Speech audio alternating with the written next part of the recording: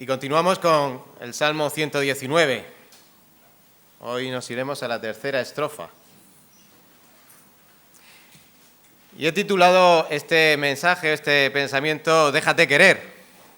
Déjate querer.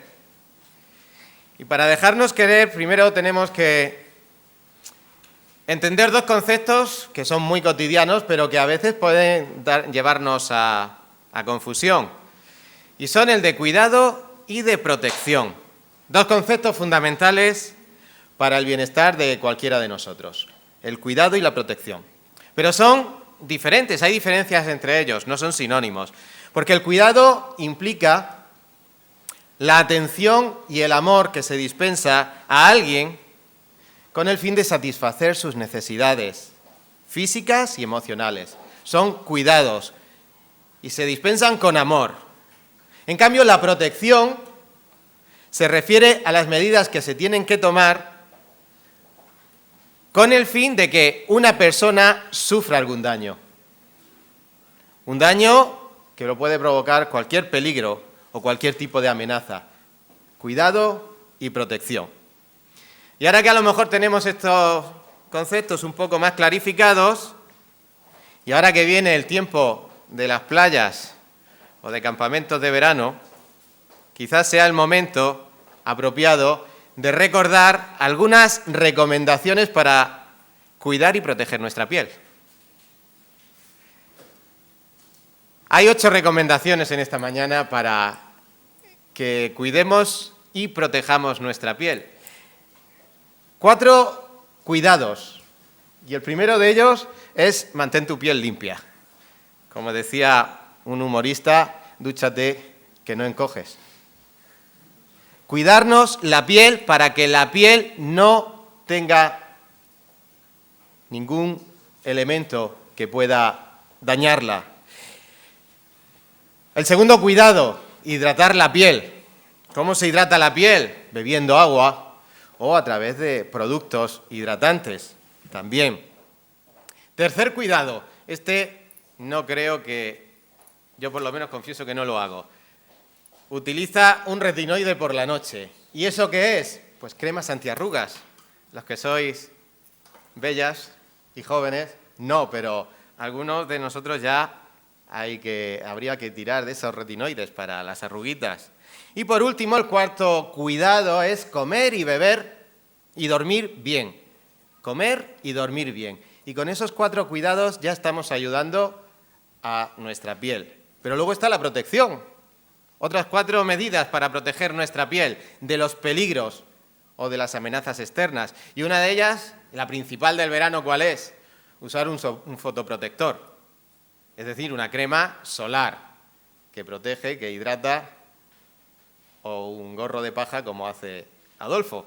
Cualquier cosa que nos proteja del sol, de los daños del sol. Otra medida importante para proteger nuestra piel, no fumar. Está contrastado que el tabaco afecta a las enfermedades de la piel. Otra medida, cuídate de las agresiones externas. Y ahí no incluye solo un buen puñetazo en un ojo y luego te pone todo alrededor mal. Ahí incluye la contaminación, los rayos UVA, ahí podría incluir cualquier abrasivo, cualquier líquido que pudiera erosionar nuestra piel. Y la cuarta medida protectora sería acude al dermatólogo, nada más que veas cualquier anomalía en la piel, porque son enfermedades realmente graves. Y al margen de que cualquiera de nosotros podamos llevar a efecto o practiquemos cualquiera de estas 8 medidas, ninguno de nosotros creo que ponga en duda la efectividad o la necesidad de esas medidas para cuidar nuestro pellejo en este futuro verano en el paraíso murciano, porque tenemos esta situación aquí en nuestra región. Así que los medios estaremos de acuerdo en que los tenemos, pero ¿queremos ponerlos en práctica? ¿Los usamos?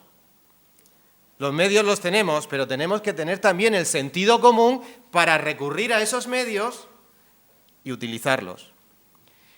Por eso el texto que vamos a leer en esta mañana y a considerar nos va a explicar cómo Dios cuida y protege a sus hijos de las inclemencias de la vida. Acompañadme a leer el Salmo 119, los versículos del 17 al 24, en los cuales vamos a aprender a dejarnos cuidar y proteger por el Señor. Salmo 119, del 17 al 24. Leamos este salmo. Aprendamos a dejarnos cuidar y proteger por el Señor. Dice este salmo: haz bien a tu siervo, que viva y guarde tu palabra. Abre mis ojos y miraré las maravillas de tu ley. Forastero soy yo en la tierra, no encubras de mí tus mandamientos. Quebrantada está mi alma de desear tus juicios en todo tiempo. Reprendiste a los soberbios, los malditos, que se desvían de tus mandamientos. Aparta de mí el oprobio y el menosprecio, porque tus testimonios he guardado. Príncipes también se sentaron y hablaron contra mí, mas tu siervo meditaba en tus estatutos. Pues tus testimonios son mis delicias y mis consejeros. Amén. Aprende a dejarte cuidar y proteger por el Señor. Y esta idea la vamos a ver en estos 8 versículos. De los versículos 17 al 20 vamos a aprender a dejarnos cuidar. Aprende a dejarte cuidar. Y del 21 al 24, aprende a dejarte proteger. Déjate cuidar. El salmista va a enseñarnos esto mediante los 4 primeros versículos. Y nos lo va a enseñar a través de 3 oraciones que va a hacer el salmista a Dios, pero 3 oraciones que además implican un corazón adecuado. No orar de cualquier manera. Oramos concretamente y con una actitud adecuada. Y podríamos resumir que la estructura lógica de estos 4 primeros versículos es la siguiente. A ver si así se nos puede quedar un poquito la idea. ¿A quién se pide? ¿Qué es lo que se pide? ¿Y cómo se pide? Esto es lo que vamos a ver en estos primeros 4 versículos. ¿A quién se pide? La oración es a Dios. Y vamos a ver que en el versículo 17 se pide, haz el bien. ¿A quién se pide? A Dios. Que haga el bien. Versículo 18, abre mis ojos. Versículo 19, no encubras. ¿Y qué está pidiendo? Haz el bien, ¿y qué pide? Vivir y guardar tu palabra. Abre mis ojos para ver las maravillas de tu ley. Y no encubras de tus mandamientos de mí. Esos son la oración, a quién se pide y qué es lo que se pide. Y luego veremos cómo pide el salmista. El versículo 17 nos dirá que la actitud del salmista es que se sabe que es un siervo. El versículo 19 veremos que es un forastero. Y el versículo 20 veremos que ese corazón ese alma está quebrantada. Así es como se pide. En primer lugar, aprende a quién pedir y qué pedir para que puedas ser cuidado por Dios. Leemos el versículo 17. Haz bien a tu siervo. Haz bien a tu siervo. Lo primero que tenemos que aprender es que para cuidarte, ora a Dios que te cuide. La oración es, ora a Dios que te cuide, si quieres ser cuidado. Y aunque haya quien pueda estar en desacuerdo en este mundo tan tumultuoso, ciertamente Dios hace bien a todo el mundo. Habrá, ya os digo, personas que puedan estar en desacuerdo viendo cómo está este mundo. Pero fíjate lo que dice el Señor Jesucristo en Mateo capítulo 5, versículo 45. Porque Él, refiriéndose a vuestro Padre, hace salir su sol sobre malos y buenos, y llover sobre justos e injustos. Dios es bueno con su creación. Dios es bueno con los seres humanos que habitan en la creación. Y un poquito más adelante, 2 capítulos más adelante, en ese Sermón del Monte, el Señor Jesucristo vuelve a incidir en esta en esta verdad. Y dice, pues si vosotros, siendo malos, sabéis dar buenas dádivas a vuestros hijos, ¿cuánto más vuestro Padre que está en los cielos dará cosas buenas a los que se las piden? Y es lo que dice el salmista, haz bien. ¿Y a quién se lo pide? A Dios, que es el que puede hacerlo. ¿Y esto qué produce o qué debe producir en el cristiano, en el creyente fiel?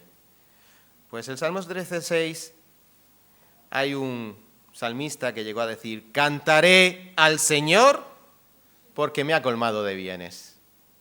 Me ha colmado de bienes. Aparte de nuestros problemas que podamos decir, sí, pero reconozcamos que Él nos ha colmado de bienes. Y esto nos tiene que llevar a la alabanza del Señor. Y además nos debería no solo a alabarle, sino a no continuar inquietos. Otro salmo, el Salmo 116:7 dice,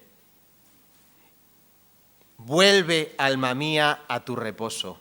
Si estaba inquieto el salmista, él mismo está orando y dice, vuelve, alma mía, a tu reposo, porque el Señor te ha colmado de bienes. Haz bien a tu siervo. El Señor nos ha hecho bien, nos hace bien.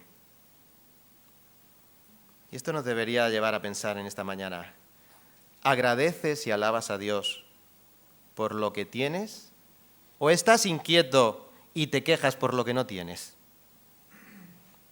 ¿Agradeces por lo que tienes y la alabas? ¿O estás inquieto y te quejas por lo que no tienes? Ahora bien, cabría preguntarnos qué era el bien para el salmista. Esa idea de bien, ¿qué es el bien? Y el salmista, versículo 17, dice, haz bien a tu siervo, que viva y guarde tus mandamientos, que guarde tu palabra. ¿Qué es el bien para ti?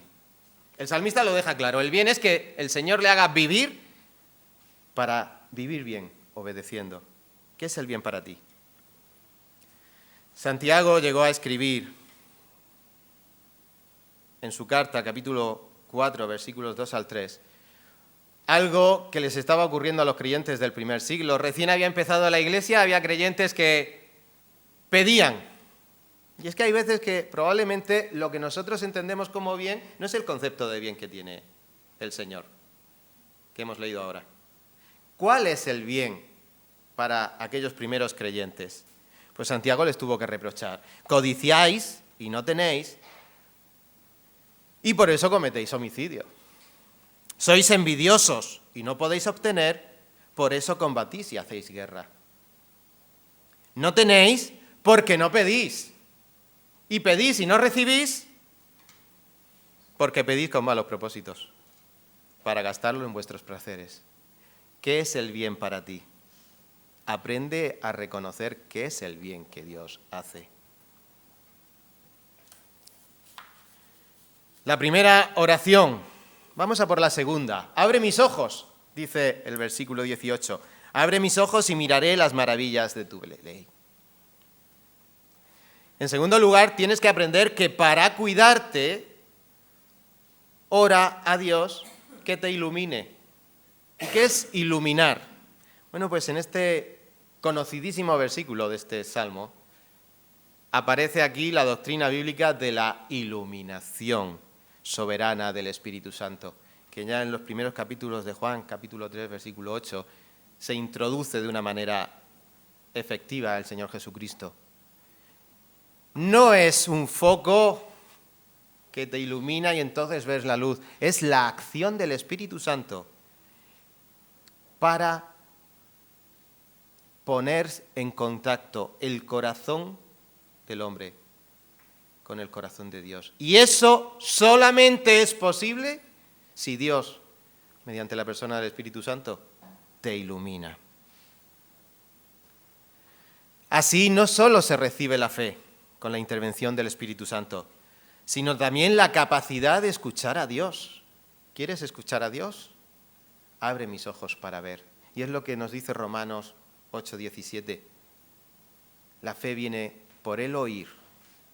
Y no el oír la palabra de Dios, sino y el oír, la fe y el oír por la palabra de Dios. ¿Puedes escuchar, puedes entender la palabra de Dios si el Espíritu Santo te ilumina, si el Espíritu Santo te hace oír.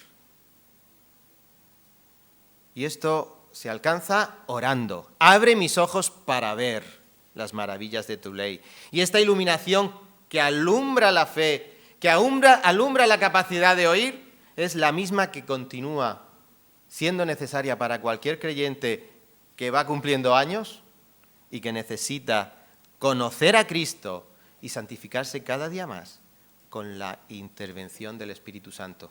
Si separados de mí, nada podéis hacer. La obra de la salvación es de principio a fin solo obra de Dios. A Él sea la gloria. Hermanos, cuanto más nos exponemos a las Escrituras, más descubriremos que son maravillosas. Abre mis ojos para ver las maravillas de tu ley. Cuanto más miras, cuanto más abrimos la palabra, cuanto más meditamos en ella, más maravillosa nos parece. Y eso es lo que pedía el salmista. Abre mis ojos para ver. Necesito que me ayudes para ver ¿qué? Las maravillas de tu ley.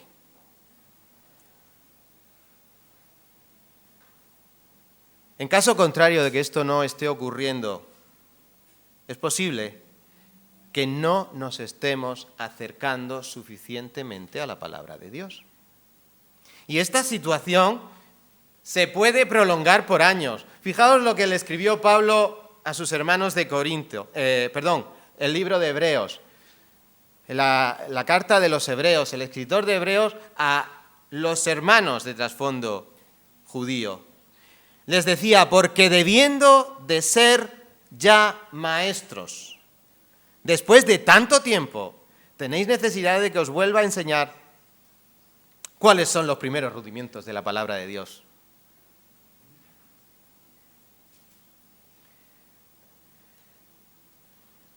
Habéis llegado a ser tales, de tal manera, que tenéis todavía necesidad de leche y no de alimento sólido. Y todo aquel que participa de la leche es que es inexperto en la palabra de justicia, porque todavía es niño. Pero el alimento sólido es para los que han alcanzado madurez, para los que tienen los sentidos ejercitados en el discernimiento del bien y del mal. Hebreos 5, del 12 al 14. ¿Cuánto tiempo ha pasado que estás escuchando la palabra de Dios? Cuanto más te expongas a la palabra, más maravillosa te va a parecer y te va a resultar. No porque sea un parecer tuyo, es que es maravillosa. Anhelemos descubrir esas maravillas. Mirad, hace unos meses estoy arreglando un poquito la casa de mi padre y él tenía una caja fuerte en su habitación que llevaba años sin poder abrir. Hasta que buscando y registrando pues, todos los sitios, encontré las llaves de esa caja y la combinación de la caja. Llevaba, ya te digo, años sin abrirse y mi padre no conseguía abrirla de ninguna manera. No usaba las llaves apropiadas, no tenía la combinación. Ahora bien, esa expectación, ¿y qué habrá, y qué habrá, y qué habrá? ¿Te imaginas? Ahora imagínate que después de encontrar la llave y la combinación, yo diga, pues sigue cerrada. Es absurdo, ¿verdad? O incluso que consigas abrirla y digo, ahora no voy a mirar dentro. ¿Veis lo absurdo de esa situación?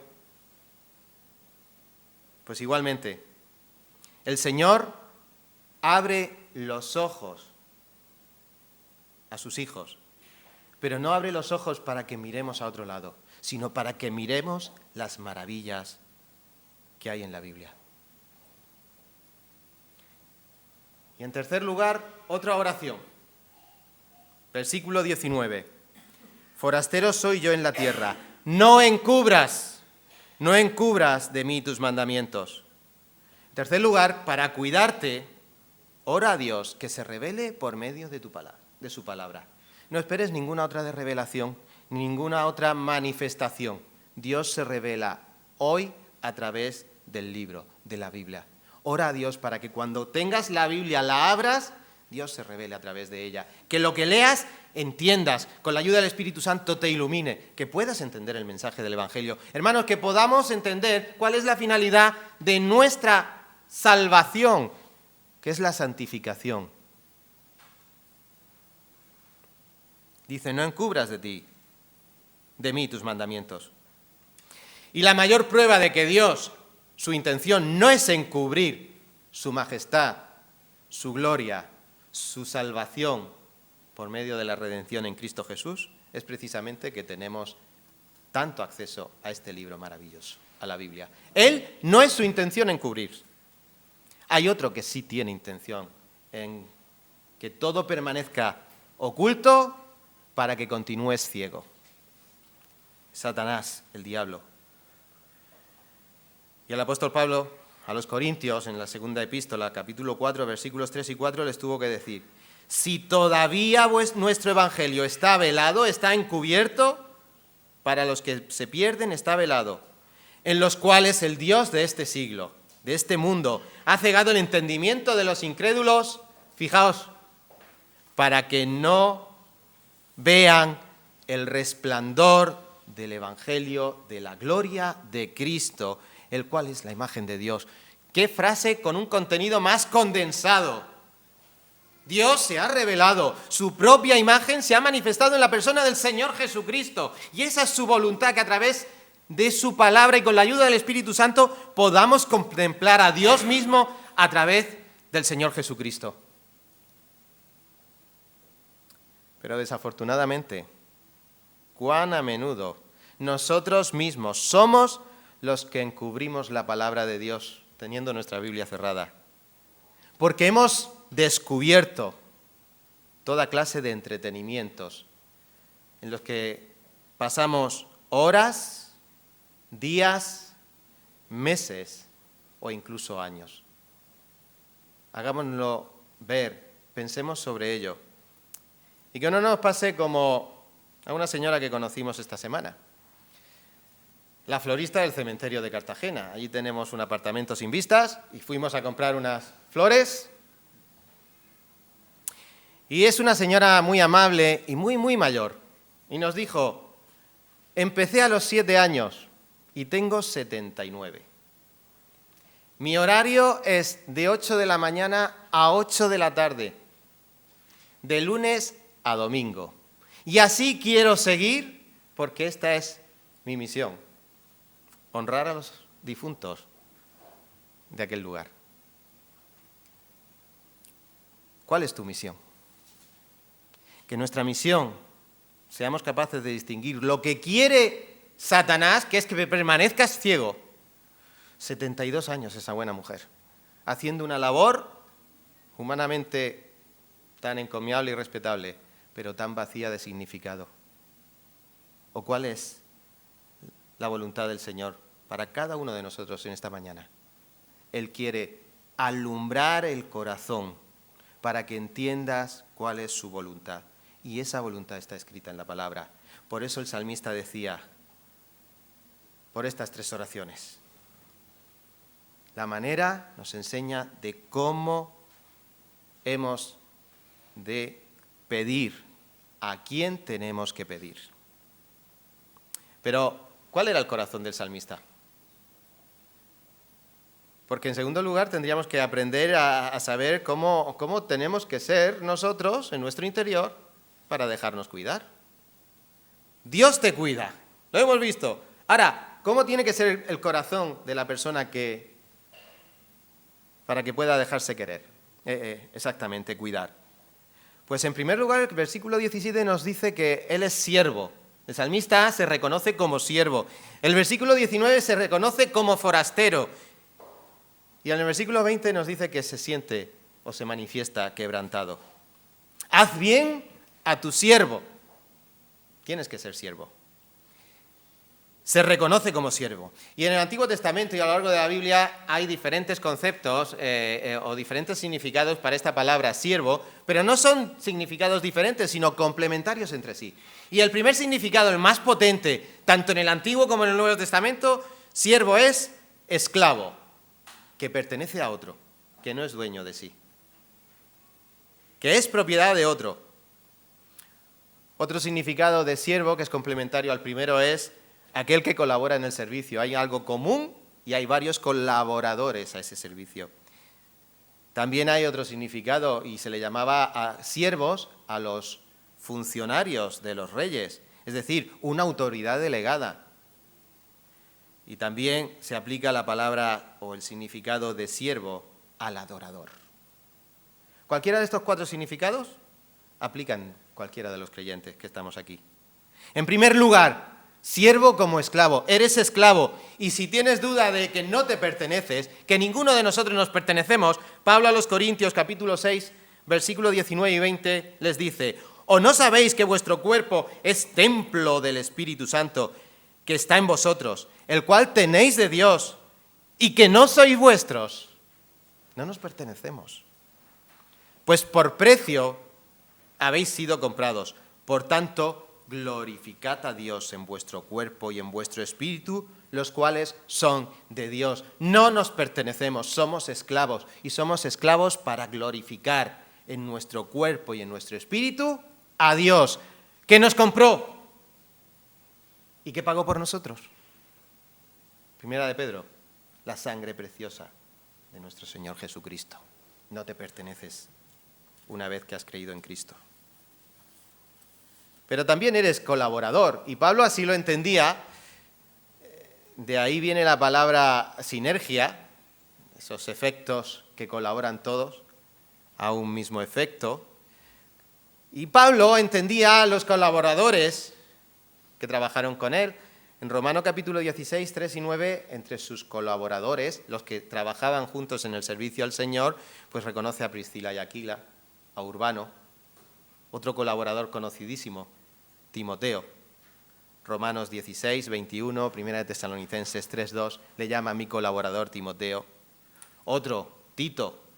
Tito fuera colaborador, según Pablo, Segunda de Corintios 8, 3. Epafrodito, Filipenses 2, 25. Clemente, Filipenses 4, 3. Filemón, su amigo, su colaborador Filemón, en la epístola de Filemón, versículo 1. Marcos, Aristarco, Demas y Lucas, Filemón, capítulo 24. Vaya equipo de colaboradores. Algunos salió rana, pero en general estos son esos colaboradores que trabajaban con Pablo juntos en el servicio. ¿Y nosotros? Igualmente los miembros de esta iglesia colaboramos los unos con los otros. ¿En qué? En el servicio. ¿En el servicio al Señor? Y por los folletitos esos que hay ahí editados, el que tenga curiosidad que lea. Tenemos servicios en los que colaboramos: bienvenida, multimedia, alabanza, escuela dominical, evangelismo, misericordia, enseñanza, logística y comidas. Hace falta que seas colaborador. El Señor ha diseñado a su iglesia para que los unos y los otros colaboremos juntos en el servicio a Dios. Sin olvidar algo que también menciona Pablo. No es colaborador solo de todos estos hermanos hermosos que hemos leído, y nosotros los unos de los otros.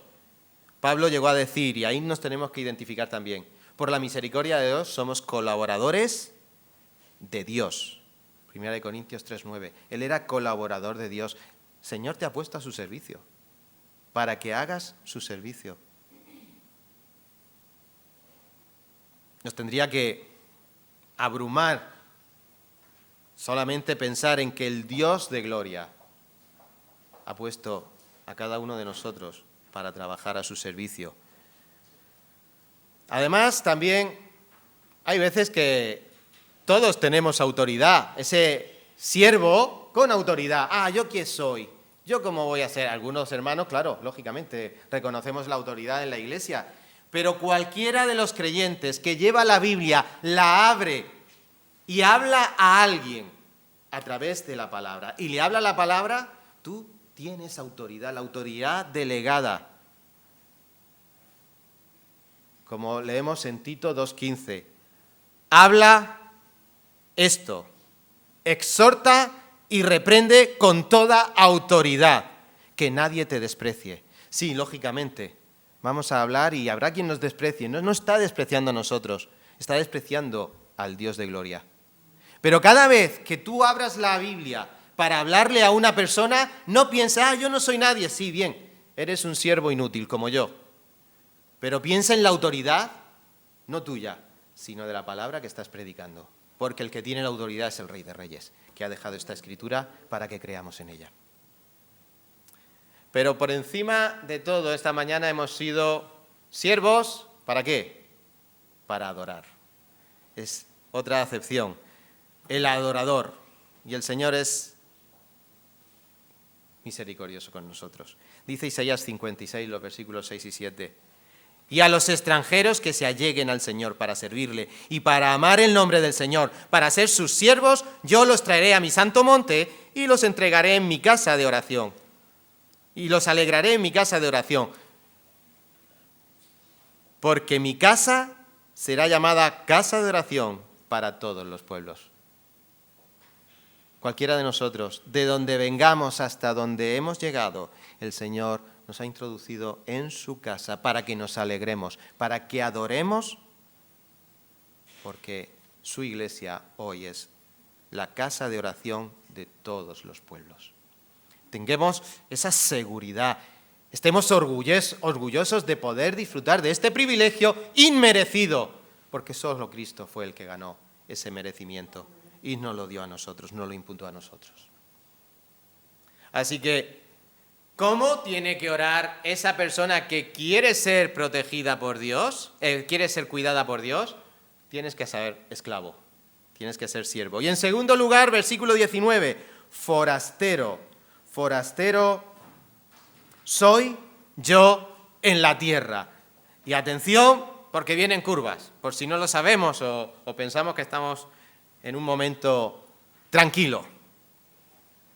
Para dejarte cuidar, debes ser forastero. Primera de Pedro 1:1 habla de forastero refiriéndose a los creyentes de la Iglesia como expatriados. Ambos conceptos se refieren al que extranjero que reside en un lugar extraño, al que pertenece a un grupo o cultura diferente al lugar donde vive. Y aplicado a los creyentes, debemos ser extranjeros en el sentido de que somos aquellos cuya patria es el cielo y estamos de paso en la tierra. Ese es el concepto que tenía de sí mismo el salmista y ese es el concepto que tenemos que tener. Porque estamos de paso. La eternidad es nuestro destino final. Una eternidad gloriosa o una eternidad espantosa. Pero todos aquí, creamos en lo que creamos, somos extranjeros en esta tierra. Por la fe Abraham, dice Hebreos capítulo 11, versículo 8, al ser llamado, obedeció, saliendo para un lugar que había de recibir como herencia. Y salió sin saber a dónde iba. Por la fe habitó como extranjero en la tierra de la promesa, como en tierra extraña, viviendo en tiendas como Isaac y Jacob, coherederos de la misma promesa, porque esperaba la ciudad que tiene cimientos, cuyo arquitecto es y constructor es Dios. Y un poquito más adelante el versículo 13 nos dice, y todos estos murieron sin haber recibido las promesas, pero habiéndolas visto y aceptado con gusto desde lejos, no la vieron de cerca, la vieron desde lejos, confesando que eran extranjeros y peregrinos en la tierra. Para los que nos conocéis, entre el año 2009 y 2010, sabéis que estuvimos viviendo en República Dominicana. Por ahí al fondo está la causa. Y durante 6 meses, pues os imagináis cómo tuvimos que vivir allí, en un lugar extranjero, pero necesitábamos muchas cosas. Y poquito a poco, unos días más que menos, tuvimos que equipar la casa y equipar al bebé y equipar todo, incluso artefactos medicinales que hacían falta en aquel momento. Pero llegó el día, tras 6 meses, en que en 24 horas nos íbamos. Y hubo que preparar la maleta. Y empezamos a mirar todo lo que había. Esto va a hacer falta en España, esto va a hacer falta en España. ¿Y a dónde vamos? Si íbamos en un vuelo comercial. Hasta que nos dimos cuenta que eso había servido para los 6 meses de allí. Pero solo había que preparar una maleta donde no faltara el niño, los pasaportes, el vuelo y ropa de invierno. Porque era febrero aquí en España y aquí todavía, aunque sea Murcia, hace fresquito. Así que renunciamos a todo lo que en aquel tiempo nos había hecho falta para vivir y trajimos lo que realmente era imprescindible. ¿Por qué? Porque éramos forasteros. Y somos forasteros en esta tierra. Y el apóstol Pedro les dice a sus lectores en el 1 de Pedro, capítulo 2, versículo 11. Amados, os ruego, como a extranjeros y peregrinos, que os abstengáis de las pasiones carnales que combaten contra el alma. Y ahí podemos incluir todo lo que está combatiendo en nuestra alma, pensando que es lo realmente necesario. Pero el salmista sabía que lo que realmente él era un esclavo y un forastero. Y en tercer lugar, versículo 20, quebrantada está mi alma de desear tus juicios todo el tiempo. Él estaba quebrantado. Pero quebrantado aquí no quiere decir, a lo mejor nos puede venir a la mente decir, está tristísimo este hombre. No. Se puede estar quebrantado de alegría, y ahora lo voy a explicar. Porque realmente para dejarte cuidar debes estar quebrantado, cuyo significado en el idioma original, en el hebreo, es estar o ser sobrecogido, casi aplastado por un deseo. Estaba deseando, estaba aplastado, estaba deseando. ¿Y qué deseaba? Sus juicios todo el tiempo. Sus juicios todo el tiempo. Y eso es lo que realmente hay en el corazón de un creyente que va creciendo en Cristo. Cada vez más anhelar esa santificación, esa parecerse más a Cristo. Pero luego vamos al día a día y nos damos cuenta que parece que hay un conflicto. ¿Cómo puedo decir hoy que deseo los juicios del Señor en todo tiempo? Lógicamente, deseamos estar al abrigo del Señor. Pero, ¿cómo armonizan estas palabras del salmista que cualquiera de nosotros suscribiríamos con las palabras de Pablo, que también creo que suscribiríamos? Dice Romanos 7:19, porque lo que hago no lo entiendo, porque no practico lo que quiero hacer, sino lo que aborrezco, eso hago. Y dice Romanos 7:19, pues no hago el bien que deseo, sino el mal que no quiero, eso practico. Y el 23, pero veo otra ley en los miembros de mi cuerpo que hace guerra contra la ley de mi mente y me hace prisionero de la ley del pecado que está en mis miembros. Por un lado, deseo al Señor, deseo sus juicios en todo tiempo y al mismo tiempo hay que ver la de coscorrones que me doy contra la pared yo solo. Y caigo y caigo. Esa es una realidad, ese es el conflicto que tenemos. Pero el mismo apóstol Pablo tiene que decir que eso está vencido, ese conflicto es Cristo quien lo ha vencido. Porque lo que hago no lo entiendo, pero al mismo tiempo doy gracias a Dios que nos da la victoria por medio de nuestro Señor Jesucristo. 1 Corintios 15, 57. Por tanto, mis amados hermanos, estad firmes y constantes, abundando siempre en la palabra del Señor, sabiendo que vuestro trabajo en el Señor no es en vano. Quebrantada está mi alma de desear tus juicios. Ayer fue un día de quebrantamiento. La 15ª. 15 copitas se ha llevado ya ese equipo. Y yo veía a algunos y los veía quebrantados, deseando, anhelando ese artefacto. Y lo consiguieron, enhorabuena para los que lo consiguieron. Ese es el concepto. Deseo, anhelo tanto la palabra de Dios, las cosas del Señor.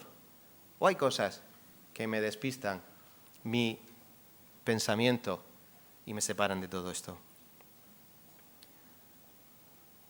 Hemos visto cómo el salmista nos ha enseñado a orar a Dios, a orar cosas concretas que esos son el bien que necesitamos para estar bien cuidados y cuál es la actitud que tenemos que tener como esclavo, forastero y quebrantado anhelando las cosas del Señor.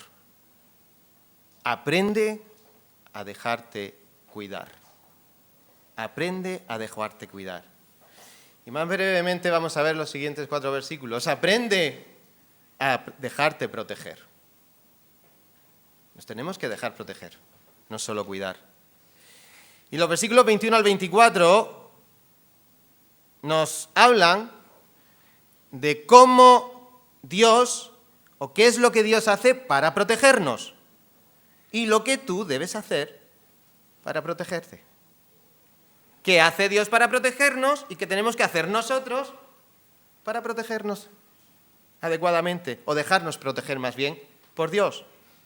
Porque tenemos que tener en cuenta una cosa. Una mala protección puede resultar en una grave lesión. Eso es lo que le pasa a un blindado cuando le hacen un agujero. Por ahí puede entrar ya cualquier cosa.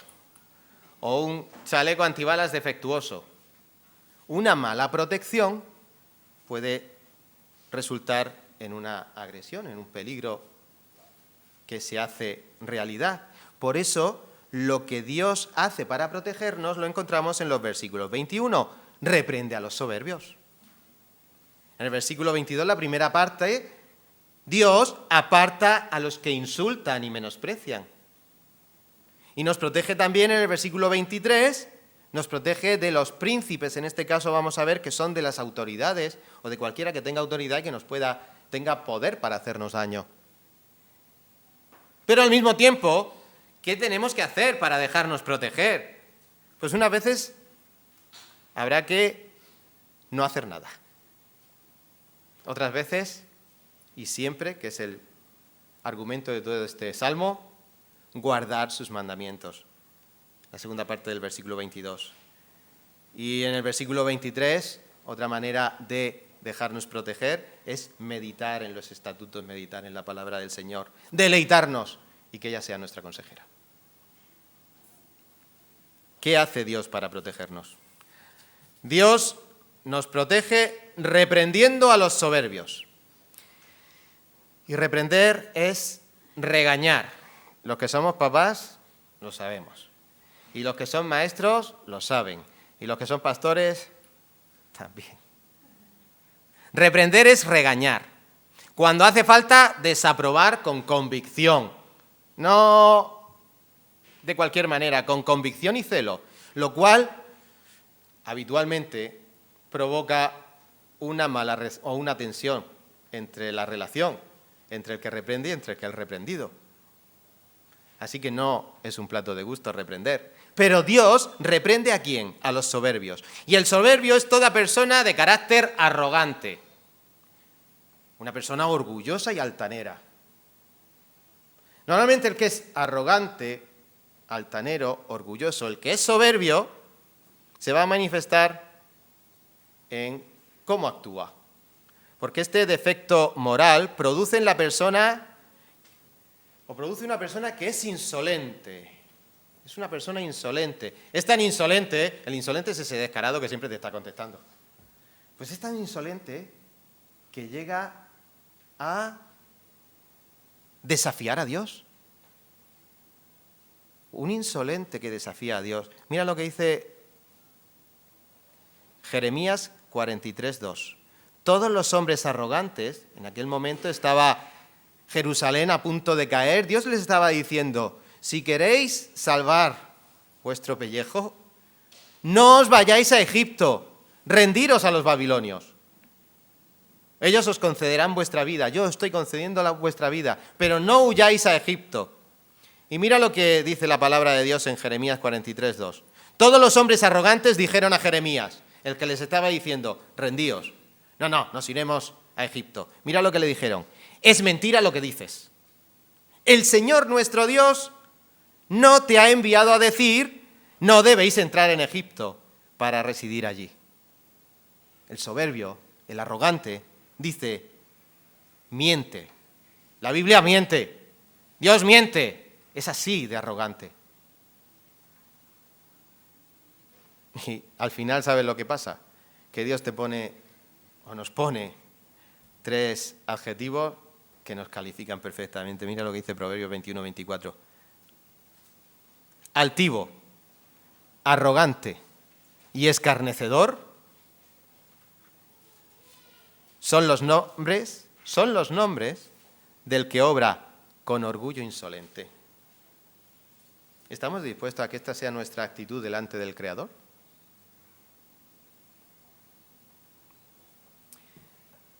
No.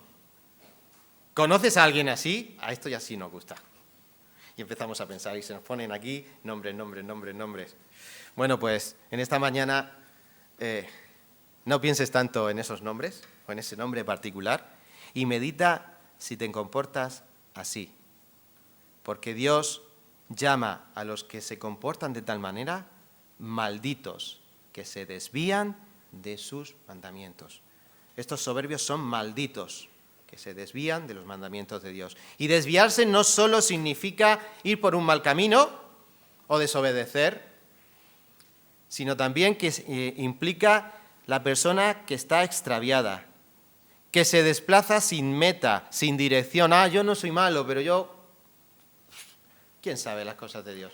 Pues va sin meta y sin dirección. Y el profeta Ezequiel, describió de esta manera al pueblo de Judá cuando estaba deportado.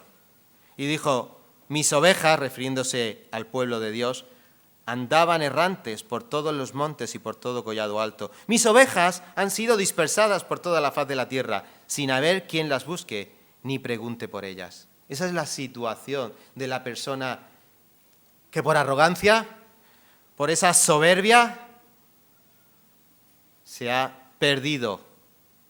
Necesita una mano que la lleve al redil. Esa mano es la de Cristo Jesús, que se predica, que tratamos de predicar desde aquí. Y como iglesia, hermanos, somos columna y sostén de la verdad. Y busca el lugar donde se predique y se pueda promulgar el Evangelio con fidelidad. Porque esa es la responsabilidad, hermanos, que tenemos. Estas puertas no están abiertas para otra cosa. No están para que tengamos un club donde podamos estar tranquilos, fuera de las agresiones externas. Somos columna y sostén de la verdad. 1 Timoteo 3:15. Dios nos protege reprendiendo a tales personas. ¿Y qué tienes que hacer tú a cambio? Nada. El versículo acaba ahí. Así que dejemos los soberbios a Dios. Dejémoslo a Dios. No saquemos enseguida nuestra vena acusadora. En segundo lugar, ¿qué hace Dios para protegernos? Aparta de mí el oprobio y el menosprecio. Oprobio y menosprecio vienen a significar, es un giro de la poesía hebrea, siempre dos términos casi sinónimos, que lo que hacen es describir una situación en la que cualquier creyente en aquella época y hoy nos podemos encontrar. El oprobio es un insulto, es mofa, es agravio, es una acción de hablar palabras que dañan a otro. Eso es oprobio. Palabras que dañan a otro. Pueden ser palabras de reproche. Pero también menosprecio es la falta de respeto. Que implica, además, no solo falta de respeto, sino además que lo dices con la boca. Te burlas, verbalmente hablas. Esa es la persona que oprobia o que aprobia y que menosprecia. Y otra vez podríamos decir, ¿conoces a alguien así? Te empiezan a salir otra vez los nombres, no sé si los mismos de antes, porque tenemos para todo. Mira a ver si se cuela también el tuyo. No pienses tanto en aquella persona. Medita y piensa si eres menospreciador o eres menospreciado. Pues de esos nos dice que nos libra el Señor. Y también nos protege de los príncipes. Dice el versículo 23, príncipes se sentaron y hablaron. Y aquí la palabra príncipe no quiere decir, no se refiere a realeza, sino es una palabra que se refiere a alguien con responsabilidad para supervisar. Gentes con autoridad, gentes que están para administrar autoridad y supervisar que lo que haces esté conforme a ley.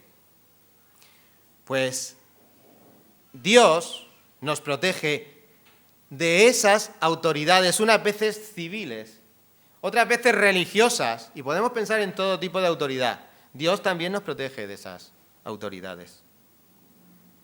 Y debemos de estar tranquilos y al mismo tiempo pensando en que esas agresiones no es que ocurran lejos de nosotros, pueden ocurrir muy cerca, bien sea administración pública, de justicia o incluso en el área de la religión.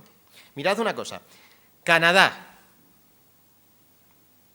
un país, una democracia que hasta ahora eran adalides de lo mejor que puedes, de los mejores lugares donde puedes vivir porque la justicia estaba influenciada por el Evangelio.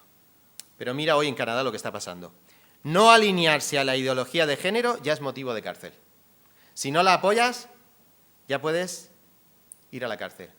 ¿Y esto cómo se manifiesta en la práctica? Mira, hay una nueva ley en Canadá que declara que eres culpable de terapia de conversión, y lo ponen entrecomillado, y estás sujeto hasta 5 años de cárcel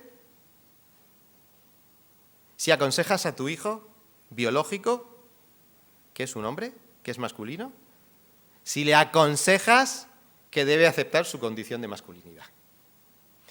Si aconsejas a tu hijo varón o a tu hija mujer que acepten lo que son biológicamente, puedes ir a la cárcel. De hecho, están ocurriendo casos que están yendo ya a la cárcel. Hasta 5 años esos padres pueden ir a la cárcel. Príncipes se sentaron y hablaron contra mí. ¿Conoces algún lugar así que pueda pasar? No pienses tanto en lo que esté pasando fuera y estemos preparados, hermanos, para sufrir la persecución aquí por causa de Cristo, porque lo que está ocurriendo fuera está viniendo ya aquí. Dios nos protege de los soberbios, de los maldicentes y de incluso las autoridades que puedan agredirnos. ¿Y qué tengo yo que hacer contra todo eso? Pues ya hemos visto el primero. Ante los soberbios, el versículo 21 acaba y dice que el salmista no ha hecho nada. El Señor los protege. Hay veces que no tenemos que hacer nada contra estas situaciones, porque como lo hagamos, simplemente estamos echando gasolina al fuego y es algo que no nos corresponde a nosotros. Aprendemos a dejarnos proteger cuando aprendemos a estar callados o a no hacer nada en determinadas situaciones. Y ante el oprobio y el menosprecio, ¿qué hizo el salmista? Versículo 22, la segunda parte. He guardado tus mandamientos. ¿Y qué hace el salmista ante los príncipes que se sientan y hablan mal contra él? Versículo 23, la segunda parte. Yo meditaba en tus estatutos. Hermanos, esta actitud para dejarnos cuidar puede acabar bajo el paraguas de 2 principios. El primero es el que nos enseñó el Señor Jesucristo en el capítulo 22 de Mateo. Él le dijo, dad a César lo que es de César y a Dios lo que es de Dios. Y el apóstol Pedro en su carta, en su primera carta, dice, someteos por causa del Señor a toda institución humana, ya sea al rey como autoridad. Honrad a todos, amad a los hermanos, temed a Dios, honrad al rey. Un principio general es ser súbditos de la autoridad, obedecer las autoridades. Ese es el primer principio general, para ser o dejarnos proteger, porque esas autoridades también están para nuestra protección. Pero el segundo principio es el que nos enseña Hechos capítulo 4, muy cerquita donde hemos leído esta mañana, versículo 18 al 19. Cuando los llamaron, estaban juzgando a Pedro y a Juan, les ordenaron no hablar ni enseñar en nombre de Jesús. Mas respondiendo Pedro y Juan les dijeron, vosotros mismos juzgad si es justo delante de Dios obedecer a vosotros antes que a Dios. Dos principios. Obediencia hasta que esas obligaciones nos marquen hacer algo contra la voluntad de Dios. ¿Qué tenemos que hacer para protegernos? Pues ante todo, el versículo 24 con el que acaba esta hermosa poesía. Pues tus testimonios son mis delicias y mis consejeros. Ese alma quebrantada que desea hasta estar aplastada por esa copa, tus testimonios son mis delicias y mis consejeros. Delicia es un objeto donde se encuentra el gozo.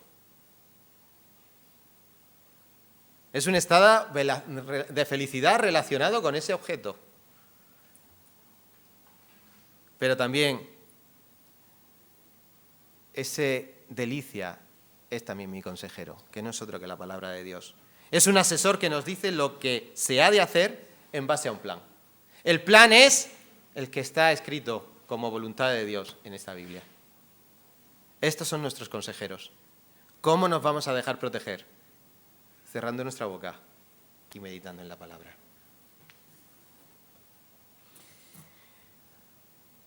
De joven quería haber practicado, no quería ser paracaidista, pero me hubiera atrevido a saltar en un paracaídas.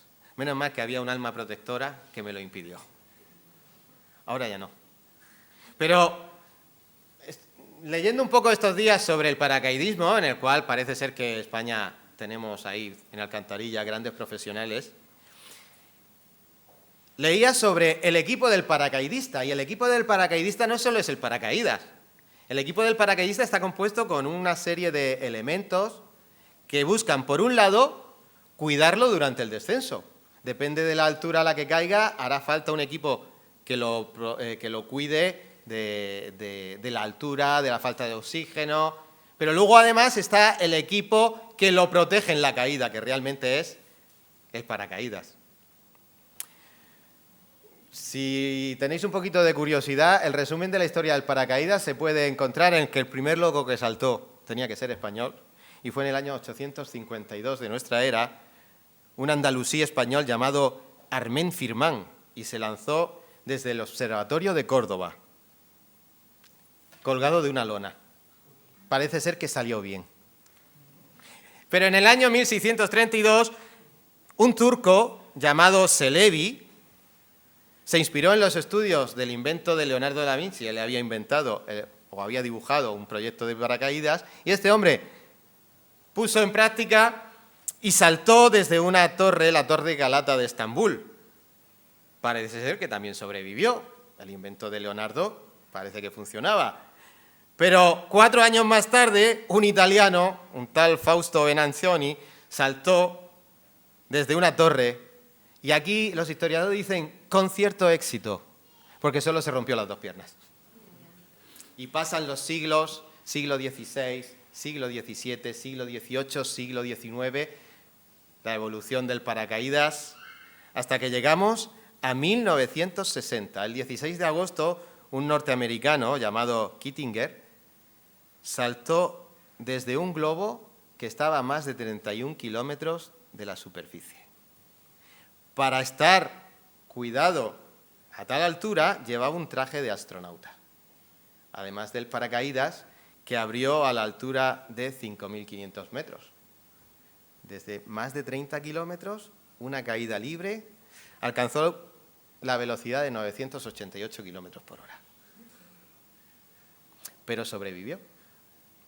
Y como esto parece que se quedó corto, en el año 2012, un austríaco llamado von Gartner saltó desde un globo a 38.969 metros, casi 39 kilómetros de altura y alcanzó una velocidad de 1.377 kilómetros por hora. Superó la barrera del sonido. Y ese hombre llevaba un equipo de protección y de cuidado corporal, que era ese traje espacial y un paracaídas especial también para resistir esas velocidades. Y ya en 2014, un tal Eustace, que es el vicepresidente de Google, dijo, pues yo más, y saltó a más de 40 kilómetros de altura. Pero se quedó corto porque le faltaron unos 20 kilómetros por hora para superar al anterior, así que solo voló a 1.322 kilómetros por hora y sobrevivió. Estas personas hicieron esto porque sus equipos, su equipación, cuidaba de su cuerpo a esas alturas. Pero es que además estaban protegidos por esos paracaídas especiales que, cuidados y protegidos, les hicieron salvar su vida. Año 2024. Murcia, churra, hoy. Tú también tienes lo necesario para ser cuidado y protegido. Cristo nuestro Señor, que es el autor y consumador de nuestra fe. Tenemos que aprender a dejarnos cuidar, a dejarnos proteger. Tenemos que aprender a dejarnos querer.